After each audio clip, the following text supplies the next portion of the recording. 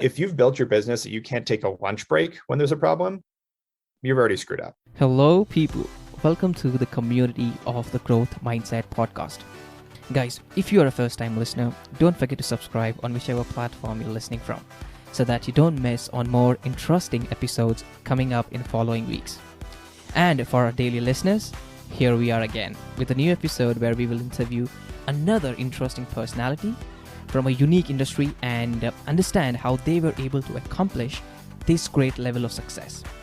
Remember, this is a podcast where we learn easy, practical methods and tips that we can implement in our daily lives from the very best and the most successful people known today. Because as we all know, success leaves clues. And we, the people having the growth mindset, will use these clues to create a better, more fulfilling, and a successful life. So, let the growth begin.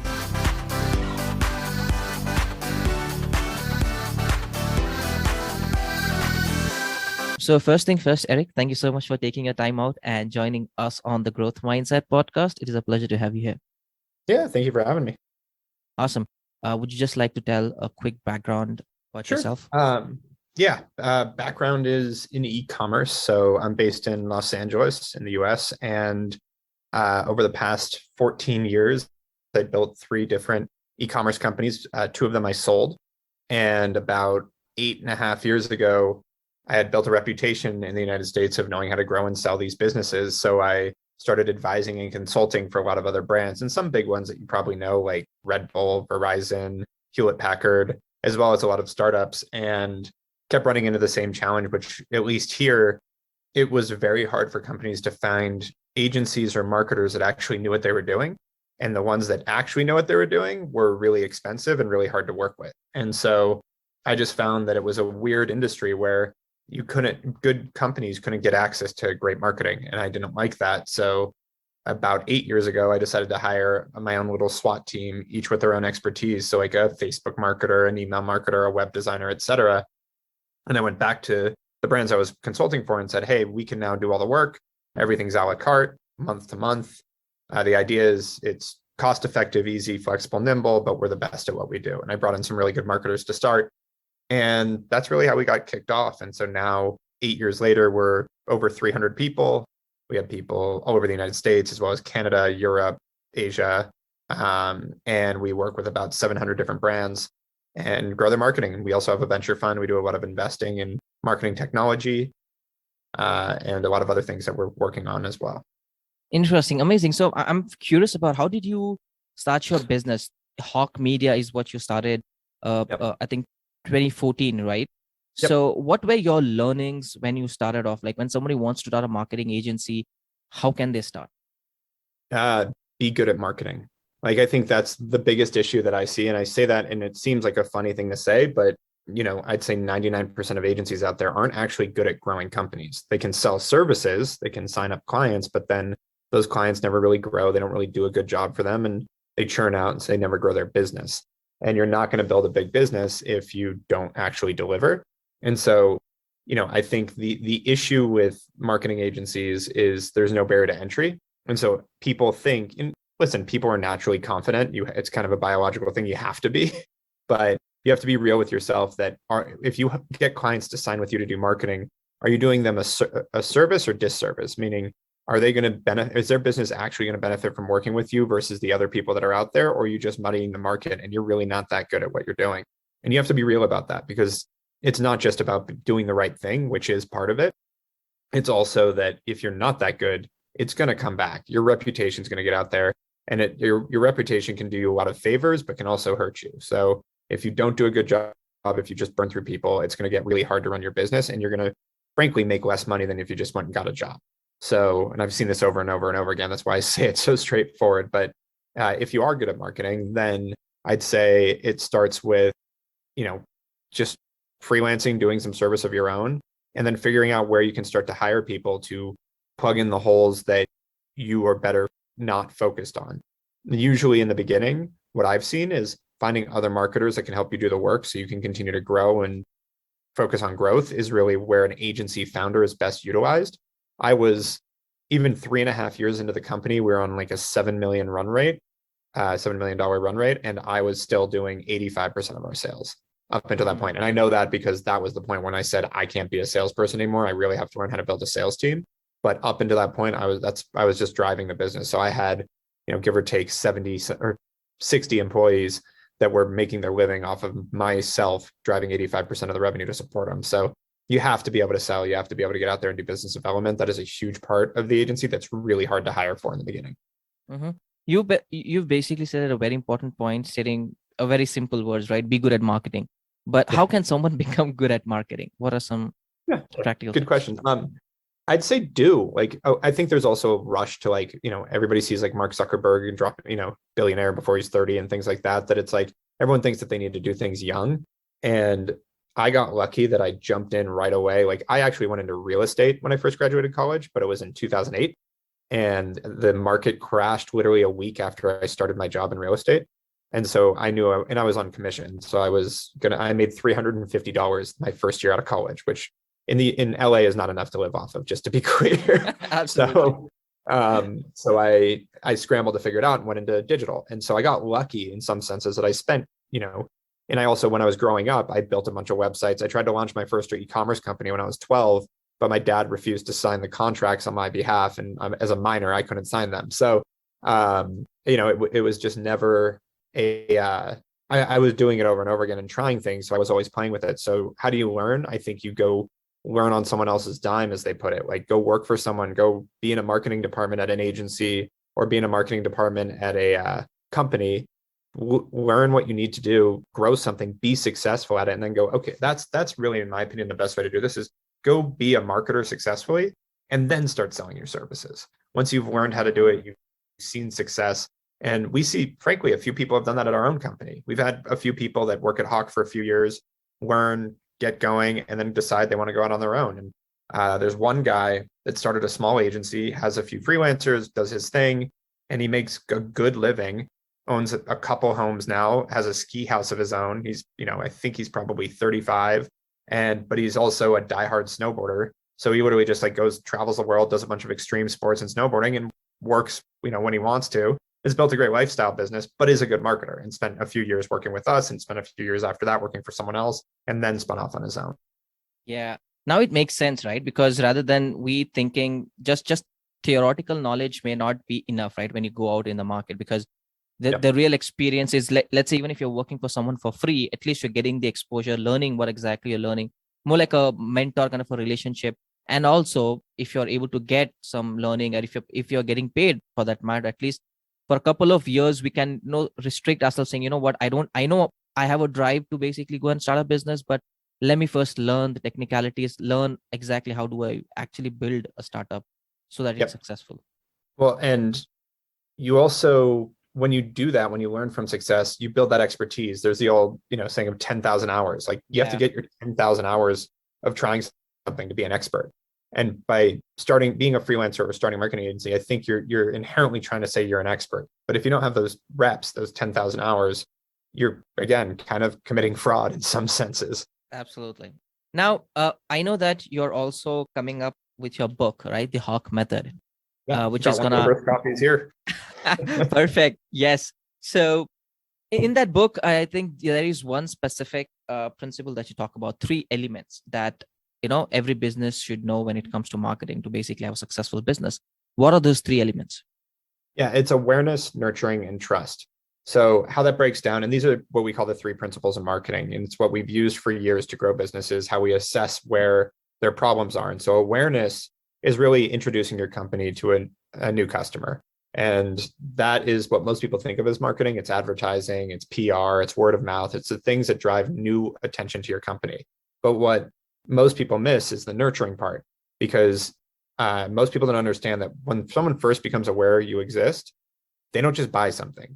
And people understand that rationally. If I told you when's the last time you saw an advertisement and bought immediately versus took some time to think about it, maybe saw the ad again, and then eventually you came around and I've seen this company everywhere. All right, I'm going to check it out. It takes time, and that's called a purchase cycle. And so during that period, what you do is super important to actually help accelerate the purchase cycle, as well as get a higher conversion at the end of that cycle. And that can be weeks to months, just to be clear. It's usually not days or hours, it's weeks and months. Even at a $50 purchase in the US, you're talking about a 3-week purchase cycle. At $100, it's 5 weeks, $200, about 6 weeks, and it scales from there. So you really have to focus on what you're doing there, and that's the nurturing piece. And then the last piece, trust, synonymous with brand, is really what we've found is, at least in the US, 75% of people won't purchase from a company they don't inherently trust, meaning if they've never heard of you, they want to see third-party validation like PR or influencer marketing or testimonials, reviews, that kind of thing, because you can borrow trust in that sense. If they trust the reviews, if they trust that influencer or that celebrity, that can help build your trust early on. And then once you start to build a bigger brand, then what you consistently deliver becomes your trust. If you become well known for something, that is your trust. McDonald's, people know what it tastes like. People know McDonald's at this point. It has a brand. It's also got a brand of being unhealthy. It can be good and bad, but all these different, even Coca-Cola, same thing, like not great for you, but you know what it's going to taste like everywhere in the world. A Coke is a Coke is a Coke. And they built a brand around it. Interesting. Now, these 3 points that these 3 elements that we spoke about: awareness, nurturing, and trust. Awareness, yes, I understand a couple of ways that we can spread awareness around a specific business is Google marketing, ads, Facebook ads, Instagram ads. Now, if TV, someone video, TikTok, commercials, exactly. Now, according to you, if someone had to start off, let's say, let's focus more on a startup as to when they want to start up. What are some areas that you think, some mediums at the moment today that are really important? So startup is a wide term, but the scrappy way to do it, if you're just getting started, you're bootstrapped, my favorite way to build awareness for a company is to try to find partnerships, because it's inexpensive, it's super powerful, it creates a lot of trust. What I mean by partnerships is find people targeting your same customer and do collaborations with them. Cross-sell, sell their stuff to your customers, they sell your stuff to their customers. Depending on what type of business you are, if you're a consumer, it's obviously more of like mass email exchanges, things like that. If you're B2B, literally just have your sales team sending each other business, or if you're the seller, send them introductions, have them send you introductions, because it doesn't cost you anything other than time. And in the beginning, when you don't have a lot of money, time is the resource you do have. And so spending that time on partnerships is really powerful. And then over time, then starting to figure out which ad channels might be good to complement that. And that's all about seeing the context where the advertisement is running. And what I mean by that is you can target the same people on Google or Facebook, and they're the two good comparisons. The difference is on Facebook, it's basically you can target someone based on their interest base, where they are, who they are, and have someone similar to your typical customer during a time when they're basically telling you they're doing nothing productive, because 99.9% of people on Facebook are just wasting time. And so it's a good time to target someone. The problem is timing is a problem. Like, meaning if you have a product that needs to serve a need, like let's say you're an attorney and you serve people that, in India, I'm trying to think of, like, you're a defense attorney. So if you committed a crime, I can protect you. Well, how am I supposed to find criminals on Facebook and just decide that they need help? Like, it's really not going to happen. But on Google, if someone's searching for a defense attorney, boom, a criminal defense attorney, let's say, now I can be in front of someone. And so and that just like, so you have to figure out with your product or service, which one's going to serve you more. Eventually you want to do both, because as you get big enough, creating some awareness in the market and in your area, it becomes powerful too. But where you start really has to do with the context in which someone is receiving that ad. Because on Google, I'm actively searching for something. I'm looking for a defense attorney. So there you go. You want to show up. It can be expensive, but you want to show up. So that's the kind of thing you have to think through, whether it's Twitter, TikTok, YouTube, TV, radio. What is my customer doing at that time? And is that a time that is good for me to reach them? Because demographics, which I'd say a decade ago was much more bigger topic in marketing, don't matter anymore, because you can reach about anyone anywhere. Wow. I mean, this is really interesting, Eric, what you've just pointed out, right? Because I know a lot of people are kind of just, funneling their money for Instagram promotions, Facebook promotions. But this was one of the very crucial point that you just brought out. And this is like a light bulb that I hope a lot of people get, because this is interesting. Now, the second part that you mentioned about was nurturing, right? So what's the practical tip where we can work on nurturing? Yeah, it's really understand your purchase cycle is the number one. So actually track from the time you send someone an advertisement, and there's different ways to track this. It's hard, with cookies going away, it's going to be harder to track when's the first time they saw your ad, but right now you can. So from when they saw your ad to when they purchase, what is that time on average? Figure that out. And then during that time, collect email addresses when they come to your site, collect phone numbers. SMS marketing is also really powerful. make sure your website converts well, like make sure you've built it in a flow and it loads fast and all that. Make sure that you have chat bots enabled. Like there's all these different tools you can enable, and then create content. So during that period, the idea is how can you engage them, both it reinforcing your value proposition, which is where I use email marketing. Like, hey, here's what our company's all about. Here are our best sellers. Here are all the reasons you should be buying. While they're thinking about buying, continue to follow up. Also, create content that serves the same aspiration that your company does, but isn't necessarily just selling your product. And what I mean by that is aspiration doesn't have to be a grandiose term. Like name a product right now. Let's talk, like let's go on the cuff here. What would be a product you would go buy right now? Me, maybe a shoe. Maybe a shoe. Perfect. Just Okay, let's say a running shoe. Do you run? Yep. Perfect. Perfect. There you go. So running shoe. Why do you run? To stay healthy. Yeah, perfect. That's exactly right. So you're not buying a running shoe for the sake of running shoe. You're buying a running shoe to stay healthy. So now let's go create, if I'm selling running shoes, I'm now going to create content around being healthy and staying healthy.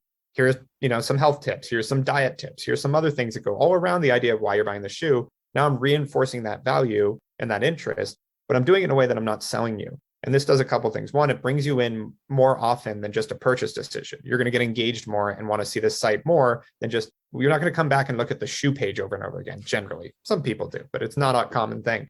I'm already hitting you with emails about, why you should buy the shoe, why it's the best shoe you've ever seen, why these celebrities love it, all these different validators that help you go, okay, maybe I should try this shoe. At the same time, I'm sending you health content and creating like actual content around being healthy. So now you're going, I like this brand. This associates with what I'm trying to do, and I feel good about this. It's a feeling thing.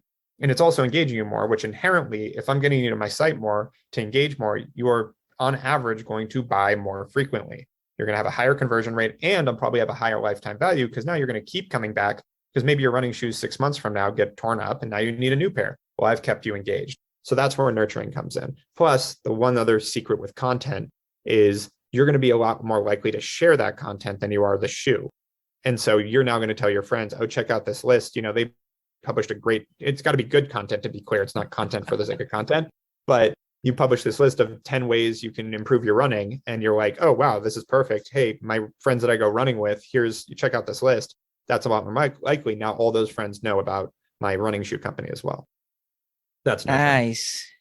I like the part you mentioned that not just selling your services, hammering them from all the corner places, but rather, crafting your content around what is the benefit, right? Apart from that, what exactly are the other values that you get, and how do we understand it? Because that is actually building credibility as well, right? That why you're doing things. Interesting. And the trust. I know this is one of the most toughest part, building trust. How can that happen? Yeah, I think it's a constant moving target, but there's a few tricks there. So I already mentioned, obviously getting third-party validation, some other trusted party to say that you should be trusted is the early, easiest way and most important way to do it, because early on you can say as much as you want about how great you are, nobody cares. Or consistency builds the brand after that. A good example of this is Zappos. I don't know is Zappos popular in India? No, not that much. Nope. Okay, so in the US, Zappos is a shoe website that became massive, multi-billion-dollar company because they were known for customer service. Like, back to running shoes, I'm gonna buy my Nikes regardless. I don't, I'm gonna buy Nikes. I'm not gonna be sold on something else. So now I'm gonna figure out where's the best place to buy them. And Zappos decided their best differentiator was customer service. And so they constantly enforced, they even wrote a book called Delivering Happiness. They wanted to go above and beyond and be the best customer service ever, so that people would always, when they wanted to buy shoes, go to Zappos over even their direct company because they knew that the customer service was incredible. And they found that that was going to be their niche. So not only did they focus on it, so they focused on delivering happiness and being the best at customer service, which became their brand, but they also talked about it a lot. And that is the part that I think a lot of people miss is it's actually both. What you're consistent with becomes your brand, good and bad. So the opposite of this in the US are the cable companies. Like the two big ones that I know are Cox and Comcast in the US for TV cable companies. And they're known to have the worst customer service ever. They're terrible. People call them the devil. Like they are really, really bad to work with. And that's going to be a problem for them at some point because once people have an option, which they don't right now because of the way that it works in the US, but once they have an option, they're going to avoid them. I guarantee these companies blame something else other than their poor delivery. It's the same way people talk about Uber and taxi companies. People say, Uber crushed taxi companies because they, it's like Uber disrupted taxi companies. They were innovative, blah, blah, blah. It's like, no, what disrupted taxi companies was that the experience sucked. That they, True. it was always a guy, his credit card machine in the US, as I'm saying, the Yeah. cliches is the credit card machine's broken. You can't use your card. They're yelling at you. It smells bad. It's like the whole experience really sucked in Yeah. taxis. And you couldn't get them when you needed to, like all these things. And Uber just went, well, we can just do all the things that they're doing wrong, right? And that's how the competition came in. So with your brand, what I just said about taxis, it's not true of all taxis, but it's what became regular delivery. Yeah. You regularly would get in a taxi, the guy would be yelling at you, their credit card machine would be broken, it smell bad, and the brand for taxis became pretty negative. So it's the same thing with your brand, is what you deliver becomes that, but also what you talk about. And like, it's Hmm. important to say, like, if again with Zappos, they talked about being the best at customer service. Were they actually? Yes, they had good customer service. I don't know if they're the best or not, but they made everyone think about it. And there's a confirmation bias that can work to your detriment or your benefit. And confirmation bias is one of the most powerful things with human psychology. If someone thinks something, it is really hard to change their mind. It is really hard. You see it with politics, you see it with a lot of things. Like once they're committed to an idea, they're committed to it. And so if you get them to commit to an idea that you are the best company to deliver your product or service, it's going to take a lot to break that commitment. And that's a great way to, and you, again, you have to reinforce it. But the moment you reinforce it, they're hooked. And that's a very scary but powerful tool when it Yeah. comes to people. It's more like setting up a belief, right? That once you Right. like something and it's like, yeah, I think these guys are the best. And now you're more loyal to that specific brand. And you're not. Well, and if you can conflict there, so then let's say you make a mistake, you start getting the benefit of the doubt. So like if Zappos, if someone called and had a bad customer service experience, but everywhere they look, it says they're the best at customer service, they're going to go, oh, it must have just been a fluke. Yeah. Not this company sucks. True. Absolutely. Otherwise, if it's the other way around where everyone else is saying, the service is bad and you had the same Exactly. experience, you're like, oh man, yeah, these guys Yeah, are of actually course. like This that. place sucks. Yeah. Absolutely. Makes sense. Okay. Now, I want to go back to one of your initial experience where you built two other e-commerce startups, right? And Sure. then you sold them. Now, Yep. how do people identify, let's say if I'm building a startup, when do you think is the right time to exit and maybe go somewhere else?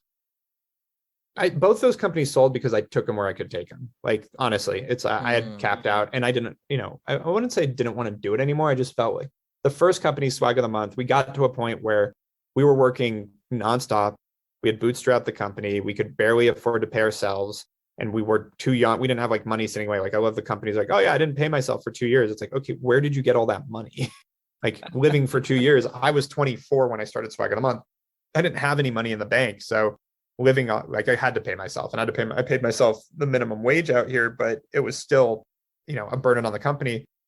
And so we couldn't afford to hire people to help us. We were trying to scale. We were doing well top line, but we weren't making enough profit to cover everything. And so it got to the point that we either had to raise money, sell, or shut it down because it wasn't sustainable. We were working, I hate to say it, but we were working too hard and it just wasn't going to work. And so I ended up, so that's why we ended up selling. We got lucky. I tried to raise money, but I didn't know anything about raising money. And so I talked to one VC who told me it was a great idea, but he just invested in something that could be a competitor. So he couldn't invest in us. And that was it. I was like, oh, well, the VC just decided we were not going to raise money, not realizing that it was like standard to talk to hundreds of VCs to raise money. I had no idea how to do that or that was a thing. So literally the next week, someone I knew reached out asking if I wanted to sell, which, by the way, once you start building a company with attention, you get it all the time. People will want to buy you all the time once you have that attention and that traction. I get several emails a week to sell Hawk Media. So there's a whole industry, there's a giant industry around that, private equity, venture, et cetera. So that first one, again, we just got to a point where I had to raise money or sell, and I got the offer. The timing was perfect, and I took it. The second one, the original investors needed to get out, basically. And so we found a great buyer I identified. And so that was another one that, like, yeah, it was a good sell, and like we got out of it. But I would say to anyone trying to think about this, it's, when you sell, there's a few reasons to sell. One is you don't want to do it anymore, whether it's you're retiring or you want to do something else, like you have something else to do, or you just want out. Two, you see that there's going to be sort of dark clouds in the future. Like, your business is going to suffer and other people don't. And so that might be an interesting time to get out. The people coming in, maybe you're not going to get out completely, but you're going to sell half of it to a partner that can help you take it way further. That's a lot of times interesting. And sometimes it's just the money. Like, there's risk and time, like you keep going with your business. Yeah, it can grow, which, by the way, you look at all the richest people in the world, they kept their businesses, at least a portion of them. So there's a reason to keep your business, but a lot of times you haven't made any money in your life. You're not making enough money. Like I see a lot of companies that don't cash flow very well. They build a huge business. Consumer businesses or like product Yeah, businesses are notorious for this. They have to keep investing, true. reinvesting the money to grow, which means you can't take that much money out. And so you get 5, 10 years, let's say 10 years into the company, you've grown a massive company, but you personally are still living in an apartment because you haven't been able to take much money out of the company. And someone comes in and says, I'll give you, $100 million for half your company. You might be in a position that you should take it because now you've got your nest egg, your grandkids will be fine. You can still grow your company because maybe you own half of it. Like there's a lot of different reasons to do this, but I also think that there's also the idea, and this is how I built Hawk Media, maybe don't sell. Maybe build a business that sustains a long time, that you can keep running it, that you, if you ever want to, you can. But if you build that business, then you always have the option. And remember, when someone's buying your business, their thesis is that they're going to make money on the money they buy it for. So they're going to give you $100 million, but they're going to make 400 million. And so by nature, well, why don't you just keep it and make that $400 million yourself? That's again, you have to determine whether a partner coming in is going to make you more money, or you're better off taking that money and putting it in something else, diversifying your assets, that kind of thing too, these are all the things that I've weighed, and I continue to determine that I'd rather just keep Hawk Media. But I also, from almost the beginning, my partner and I decided like we need this to be a long-term sustainable business. What does that look like from a lifestyle, from a personal cash flow, all these things? And, regularly we'll have discussions like, both of us needed homes, like we were living in an apartment still, but we figured out a way that we could finance that through our company, and not in the way, it's not as complicated as sound, but we had enough money that we could go buy houses, but it took years. But it's like, yeah, so now we're at the point that I wouldn't even say basic needs, all our higher level needs, our cars, our houses, our travel, our lifestyles are covered. So when someone comes in and says, we want to buy you, it's like, well, I don't know why I'd sell. Unless because like Hawk's growing like crazy. True, We grew true. 70% last year. We're probably going to grow another 70% this year. I think we're going to end the year with 500 plus people. Why Nice, am I nice. going to give this to someone else? And where would my money be better served? So let's say I sell it.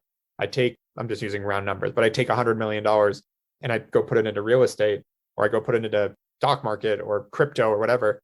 I'm actually going to make more money, most likely, just keeping my money in my business.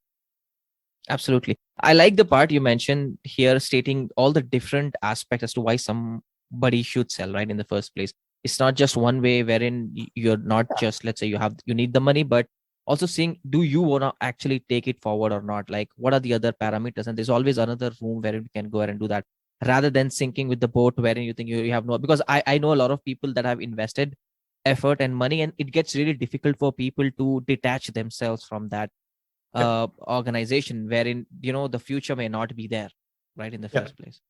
Now, one of the things that you also kind of talk about is instincts, following your Mhm. instincts.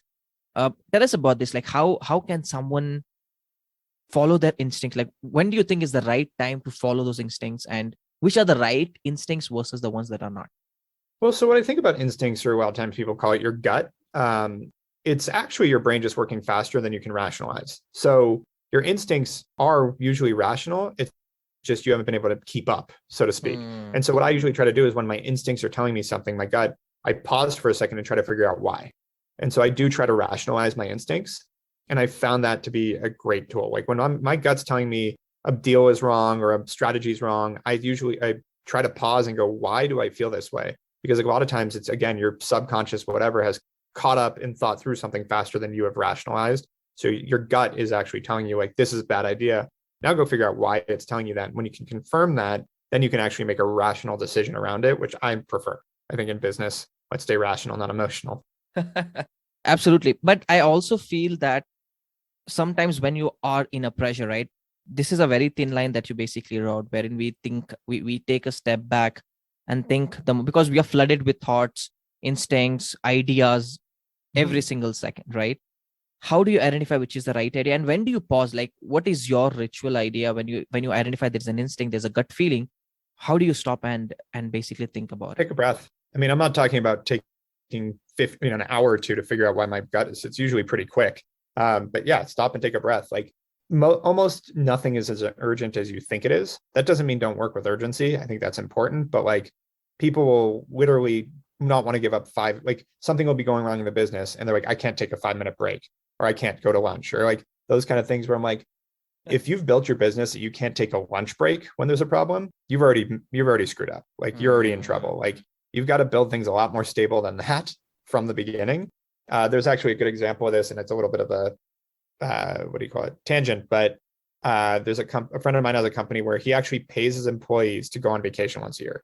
So, and it's a great perk, obviously, but he actually pays them, I think it's $500. They can go on vacation for a week. They are not allowed to answer their emails or their phone for work. They can't talk to the team for the week, or they don't get the money. And that's counterintuitive. Every other company wants you to like, no, if you go on vacation, but like answer your emails, like that's what everyone else says. But his whole thesis there is he eliminates sort of key man risk, meaning when they leave, if they have to offload everything and they can't even answer their emails for a week, it forces them to offload the things that they're critical for to other people in the company, which means everybody has a little bit of overlap, which means if anybody quits, there's other people that can pick up the slack. I love that. Exactly. I mean, that's so crucial, right? Because rather than being dependent on one specific individuals, now you know that there are other people. If someone does decide to leave, you have someone else to fill in the shoes. And by the way, back to making it sustainable for you to do, you have to do that for yourself. You have to make sure that you aren't a key risk in any way so that you get sick or you want to go on vacation. Because like people tell me, oh, I haven't taken a vacation in 5 years. I've been building my business. Like that doesn't impress me. That means that you're bad at running a business. Like if you can't build a team that you can delegate to and you can work with you, that means you're not like, if you can't take a week off, that also means you can't take a week to go work on expansion and growth of the company. Like if you like, and if you've chosen to not take a vacation, you're like, I'm just having fun and I want to grow this and screw it, fine. But like the people that are like, I can't get out, like I haven't been able to take a vacation, like you're not a victim. You're running a business. So like, True. And my wife talks about it. Like one of my biggest pet peeves is like this victim mentality of things are happening to me and everyone's doing it to me versus like, no, I own this. And it's the same thing with business owners. You hear them complain all the time about how hard it is. It's like, so get a job. Like no one told you to start a business. Like, yes, it's hard. Welcome to life. Like don't do it. What do you want me to say? True.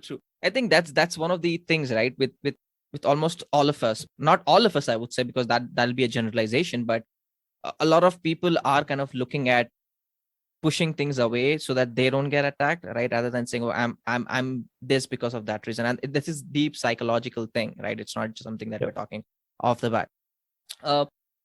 Now I want to ask you, let's say moving forward, let's say 10 years, 15 years down the lane, because see, the marketing that was done 10 years ago and where we are today is totally different, right? And again, 10, 15 years, it's going to be totally different. Who knows what, based on the circumstances, events that are happening. For example, look at Russia and Ukraine. There are so many things that are happening that can shape the future economy in a whole different way. Where do you think, or what kind of vision do you think you can see? What kind of businesses you can see?